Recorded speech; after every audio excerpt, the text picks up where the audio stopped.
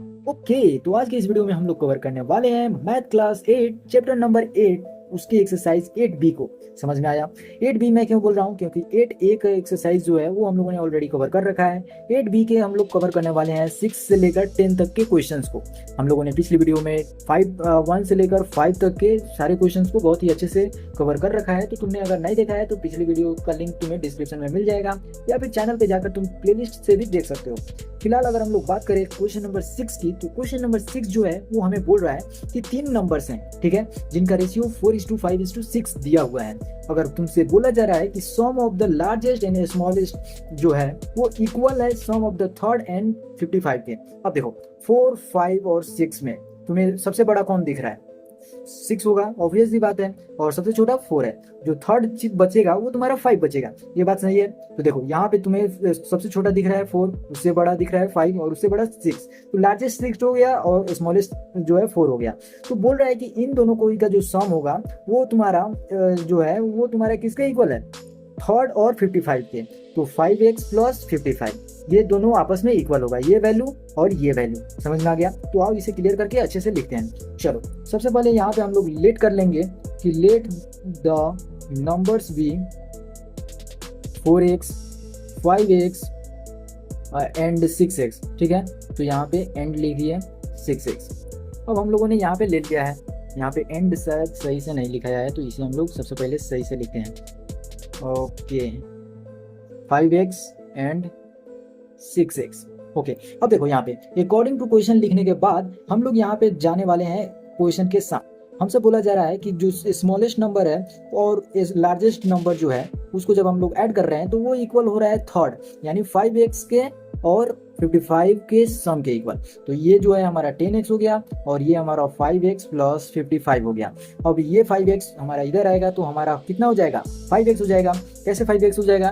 तो 10x minus 5x जब हम लोग करेंगे तो बचेगा कितना? 5x। समझ में आ गया? तो यहाँ पे हमारा 5x हो गया और ये हमारा 55 हो गया। तो ओवरऑल जब हम लोग क्वेश्चन का सॉल्यूशन देख रहे हैं तो वो x का जो वैल्यू आएगा वो हमारा 11 हो जाएगा। अब तुम सोच रहे होगे 11 कैसे हो गया? तो 11 ऐसे हो गया, 55 को जब 5 से तुम डिवाइड करोगे तो ये 11 मतलब में कटेगा। समझ में आया? अब थोड़ा सा इधर से हम लोग क्लियर करते हैं इस चीज को। अब देखो ये अगर तुम सोचोगे कि x का वैल्यू निकल गया अब यही हमारा आंसर हो गया, तो गलत हो जाएगा तुम्हारा बात। हमसे पूछा गया है कि वो नंबर्स बताना है कि कितने नंबर्स होंगे। तो नंबर्स हम लोगों ने ये और ये ही माना था। तो ये तीनों में हम लोग जो है x का वैल्यू जितना भी आया था उसे हम लोग मल्टीप्लाई कर देंगे। तो यहाँ पे हम लोगों को क्या करना है, यहाँ पे हम लोग यहाँ से एक लाइन दे देते हैं। अब देखो स्मॉलेस्ट नंबर अगर तुम लिखना चाहो, स्मॉलेस्ट नंबर, तो ये तुम्हारा 4x था। तो 4x is equal to 4 into 11, तो ये वैल्यू आ गया तुम्हारा 44। थर्ड जो लिखना चाहोगे थर्ड नंबर, तो वो तुम्हारा हो गया 5x। तो ये जो वैल्यू है ये तुम 5 इंटू एक्स का वैल्यू कर दो तो वो तुम्हारा 55 आ गया। सेम उसी तरीके से अगर तुम यहाँ पे लार्जेस्ट नंबर लिखना चाहते हो तो लार्जेस्ट नंबर जो है वो तुम्हारा कितना हो गया? एक मिनट,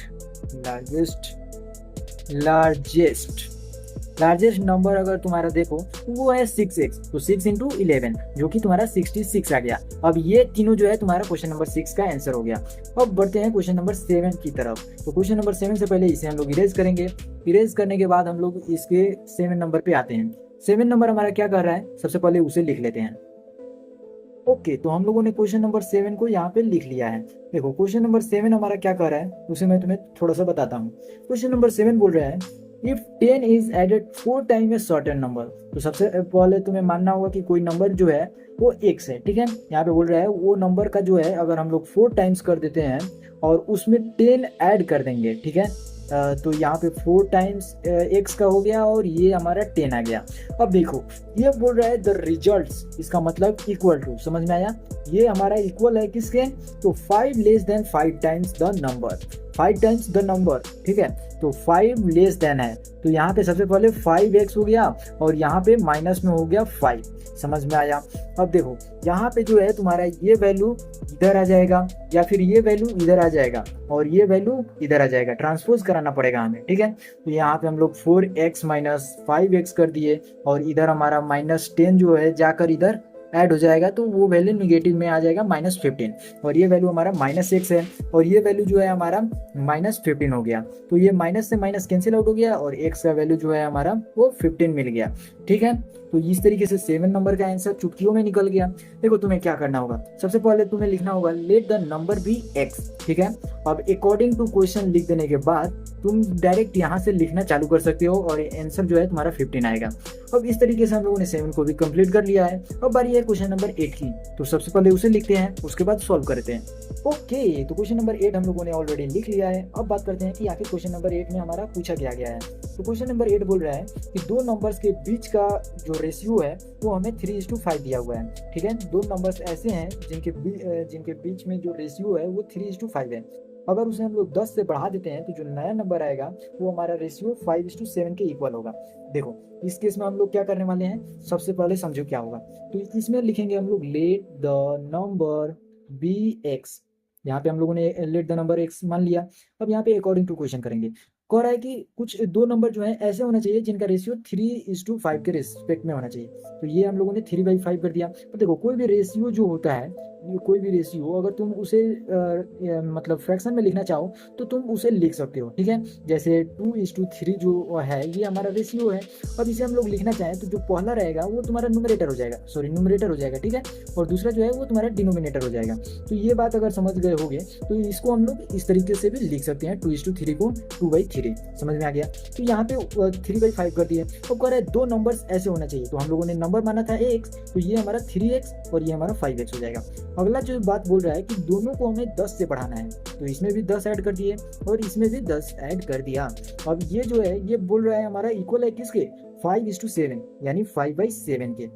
अब देखो यहाँ पे, आप देखो हम लोग क्या कर रहे हैं। अब ये जो वर्ड है ये हमारा यहाँ से यहाँ तक क्रॉस मल्टीप्लाई हो जाएगा। समझ में आया। तो ये हमारा 7 × 3x + 10 हो जाएगा, और इधर आकर हमारा 5 × 5x + 10 हो जाएगा। यहाँ पे हम लोगों ने इसे लिख लिया।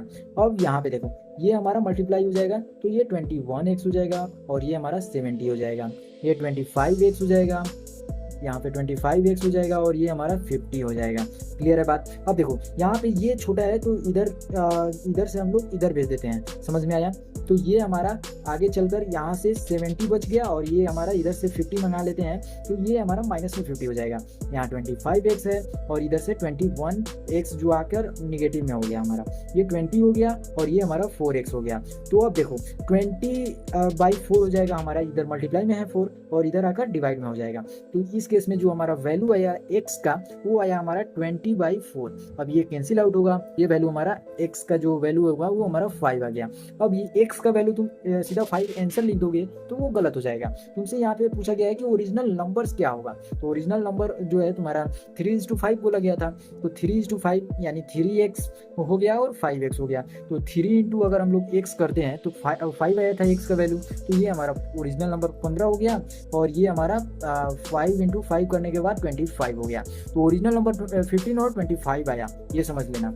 अब देखो अब हम लोगों ने क्वेश्चन नंबर 8 तो कर ही लिया। अब बारी है हमारा क्वेश्चन नंबर 9 करने की। तो सबसे पहले उसे लिखते हैं और उसके बाद उसे सॉल्व करते हैं।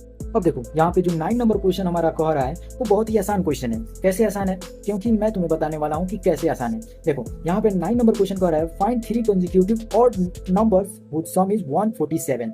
अब देखो consecutive का मतलब क्या होता है। consecutive का मतलब होता है लगातार। अगर हम लोग ऑड नंबर के केस में बोल रहे हैं, जैसे ऑड नंबर क्या क्या होते हैं, 1, 3, 5, 7, 9 और क्या हो जाएगा 11 हो जाएगा। इसी तरीके से डैश डैश डैश बहुत सारे और नंबर्स हो सकते हैं। अब देखो अगर हम लोग इसमें कॉन्सिक्यूटिव नंबर की बात करेंगे यानी लगातार, तो इसके बाद ये आया है, इसके बाद ये आया है, इसके बाद ये, इसके बाद ये, इसके बाद ये, तो लगातार अगर हम लोग कहें कि लगातार नंबर क्या है तो 1 है, 3 है, 5 है, 7 है, 9 है, ये लगातार हो गया। अब देखो अगर हम लोग 5 पहले बोलते हैं तो लगातार अगर हम लोग बोलेंगे कि 5 और 1 हो जाएगा तो वो गलत हो जाएगा। 5 के बाद वाला जो आएगा नंबर वो हमारा लगातार हो जाएगा। कंसिक्यूटिव का यही मतलब होता है। समझ में आया। अगर हम लोग इस केस में 9 बोलेंगे तो 3 नहीं बोल देंगे, 9 और 3 कंसिक्यूटिव नंबर ये नहीं बोल देंगे। और नंबर है इसमें कोई भी मतलब कहने की बात नहीं है कि नहीं है, लेकिन ये कंसिक्यूटिव नहीं नहीं होगा। कंसेक्यूटिव क्या होगा, 9 होगा, 11 होगा, 13 होगा, इस तरीके से बढ़ेगा। समझ में आया? तो ये कंसेक्यूटिव का अर्थ होता है। अब देखो यहाँ पे बोला गया है 3 कंसेक्यूटिव ऑड नंबर्स है, तो वो 1 हो सकता है, 3 हो सकता है, 5 हो सकता है। कब हो सकता है? जब हमारा नंबर जो है वो छोटा हो, सबसे छोटा हो तब। ठीक है, तो इस केस में हम लोग देख रहे हैं कि 1, 3 और 5 ये तीनों में जो है एक पैटर्न फॉलो कर रहा है। कैसा पैटर्न फॉलो कर रहा है? अगर मान लो पहला नंबर हम लोग x मान लेते हैं, तो दूसरा नंबर हमारा क्या हो जाता? x+2 हो जाता। कैसे हो जाता? अगर x के जगह पे 1 हम लोग रख रहे हैं, तो अगला जो नंबर आ रहा है वो पहले से 2 ज़्यादा है। अगर हम लोग 3 मानते तो पहला से 2 ज़्यादा है, तो 5 हो जाता। और अगर हम लोग अगला मानते उससे, तो अगर हम लोग 5 मान लेंगे, तो 5 के अगला जो कंसेक्यूटिव ऑड नंबर होगा वो क्या होगा? वो हमारा होगा x+2, यानी 7 हो जाता हमारा ऑड नंबर। समझ में आया? तो ये जो है हमारा ऑड नंबर को दर्शाता है 9 नंबर। ठीक है, ये कंसेक्यूटिव नंबर को दर्शाता है। समझ में आ गया?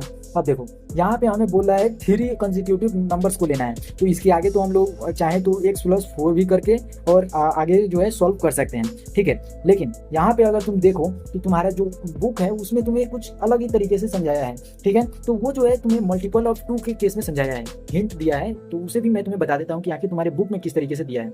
अब देखो यहाँ पे अगर हम लोग ध्यान से देखें तो 1, 3, 5, 7। अब देखो ये सारे जो वैल्यू हैं, ये सारे वैल्यू को अगर तुम 2 का टेबल देखो, 2, 4, 6, 8, तो ये देखो अब यहाँ से 1 एक अपवाद है, इस केस में 1 को नहीं लिया गया है। अब 3 से जितने भी आगे ऑड नंबर्स आएंगे उन्हें तुम्हें देखना है। ठीक है, अब देखो 2x का मतलब क्या हुआ? x की जगह पे 1 भी आ सकता है, 2 भी आ सकता है, कितना भी नेचुरल नंबर आ सकता है, कोई सा भी। समझ में आया?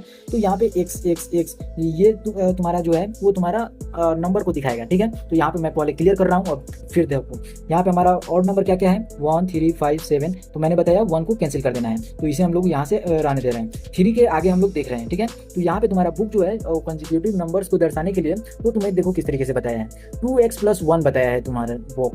तो देखो 2 के जगह पे जो ये 2x है वो 2 × 1+1 करोगे तो तुम्हारा जो है पहला कंसेक्यूटिव ऑड नंबर के जो नंबर होगा वो निकल गया 3, जैसे कि यहाँ पे हम लोगों ने पहला ले लिया। अब देखो यहाँ पे तुम्हारा दूसरा जो नंबर बोला है वो तुम्हारा इस तरीके से है। ठीक है, यहाँ पे तुम्हारा 2n+1 भी हो सकता है, सॉरी 2x+1 भी रख सकते हो, या फिर तुम्हारा जो बुक है वो तुम्हारा 1 को ही केवल मानकर इस तरीके से किया है। ठीक है, अब देखो यहाँ पे इसका क्या मतलब हुआ कि जैसे 2 × 1 किए ना तुम, तो ये तुम्हारा जो है 2 हो गया, और 2 को 3 से ऐड किए तो 5 हो गया। तो अगला जो ऑड नंबर आया 3 के बाद वो क्या है? 5 है। तो इस तरीके से कंफ्यूजन होता है, हिंट नहीं समझ में आता है, तो बच्चे जो है यूट्यूब की तरफ जाते हैं कि आखिर इसको किस तरीके से बनाया गया है। समझ में आया? तो यही तुम्हें मैं बताना चाहता हूँ कि ऑड नंबर जो है वो होता है 2 से डिवाइड ना होने वाले नंबर्स। और 2 से डिवाइड कौन कौन से नहीं होंगे? तो 2 के मल्टीपल्स जितने होंगे वो सभी जो है इवन नंबर होंगे। अगर उसमें हम लोग 1 जोड़ दें, 3 जोड़ दें और 5 जोड़ दें 2 के मल्टीपल में, तो वो हमारा लगातार ऑड नंबर दे देगा। इस तरीके से तुम्हारा बुक जो है समझाया है। तो यहाँ पे मैंने जिस तरीके से बताया उस तरीके से ही हम लोग बनाते हैं। तो तुम लिखोगे let the consecutive odd numbers be x+2 और x+4। समझ में आया? x+4 यहाँ पे हम लोगों ने ले लिया। अब देखो यहाँ पे अकॉर्डिंग टू क्वेश्चन करो। अब यहाँ पे बोला गया है कि जिसका सम जो है 147 होना चाहिए, तो x+2 और x+4 ये हमारा नंबर हो गया। समझ में आ गया? अब ये जो वैल्यू है ये हमारा 147 के इक्वल दिया हुआ है, तो ये 1x और एक और x और एक और x, तो ये 3x हो गए, और ये हमारा 6 हो गया, ये हमारा 147 हो गया। ये 6 जो है इधर आके माइनस हो जाएगा, तो 3x = 141 हो जाएगा। अब देखो ये 1 और ये 1 और ये 4, ये तीनों कोई का जो योग होगा वो यानी जोड़ होगा वो हमारा 6 के इक्वल है। तो हमारा जो डिविजिबिलिटी का नियम बोलता है कि इफ द डिजिट सम जो है वो अगर 3 से डिवाइड है तो 3 से डिविजिबल होगा। तो 6 जो आ रहा है हमारा वो 3 से डिविजिबल है। तो ये इस तरीके से 3 जो है हमारा क्या हो गया, 141 को जो है कैंसिल आउट कर देगा। तो यहाँ पे हमारा जो x का वैल्यू आएगा वो हमारा 141 बाई में कितना हो गया, बाई में हमारा 3 हो गया। तो ये हमारा कट जाएगा, 3 4 = 12 और 2 आ गया, तो ये हमारा 7 हो जाएगा। 47 जो है वो हमारा नंबर निकल कर आ गया। अब ये तो पहला नंबर निकल गया। अब 47 में हम लोग 2 ऐड करेंगे तो 49 हो जाएगा, और 4 ऐड करेंगे तो 48 47 में 4 ऐड करेंगे तो कितना हो जाएगा, वो हमारा 51 हो जाएगा। समझ में आया। तो इस तरीके से ये और ये हमारा जो कंसेक्यूटिव 3 नंबर और नंबर पूछा था वो हमारा निकल गया यहाँ से। अब ये तो था हमारा 9 नंबर क्वेश्चन, जिसे तुम अपने बुक के हिंट के अनुसार भी बना सकते हो और मैंने जिस तरीके से बताया उस तरीके से भी बना सकते हो, कोई भी गलत नहीं काटेगा। अब देखो अब बारी है क्वेश्चन नंबर 10 की। तो आओ जरा क्वेश्चन नंबर 10 में क्या कह रहा है उसे देखते हैं।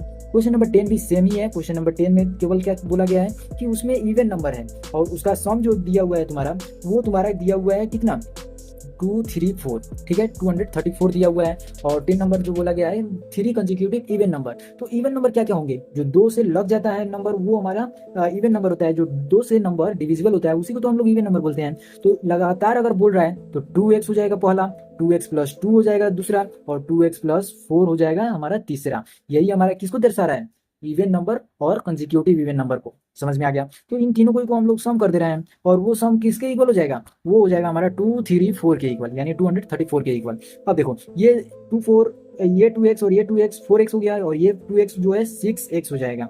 यहाँ पे हम लोगों ने 6x लिख दिया। अब देखो ये 2 और ये 4, ये भी 6 हो गया और ये तुम्हारा 234 हो गया। अब देखो यहाँ 6x हो गया और इधर आकर तुम्हारा ये 1 कितना गया, 228 बच गया। अब x का जो वैल्यू है वो तुम्हारा कितना आ जाएगा, 6 3 जा 18 और 18 में से 4 और 4 6 8, ये तुम्हारा जो 38 आया वो तुम्हारा x का वैल्यू आया। और पहला नंबर क्या मैंने बताया था, 2x होगा, ठीक है। तो ये हमारा 2 इंटू एक्स अगर हम लोग कर दे तो वो हमारा पहला नंबर निकल जाएगा, पहला इवन नंबर। समझ में आ गया।